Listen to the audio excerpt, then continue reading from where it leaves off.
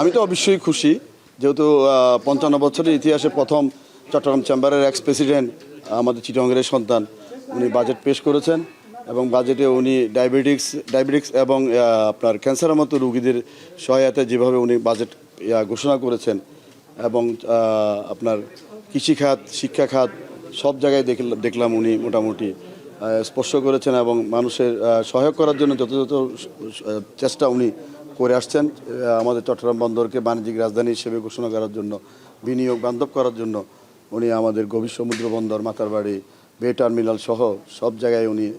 আপনার বিনিয়োগের মাধ্যমে এই দেশ, আমাদের চট্টগ্রামকে এগিয়ে নেওয়া, দেশকে এগিয়ে নেওয়ার জন্য এবং ফ্যামিলি কার্ডের মতো আপনার কৃষি কার্ড, ফ্যামিলি কার্ড, স্পোর্টস কার্ডের মতো যে ইয়েগুলি আমাদের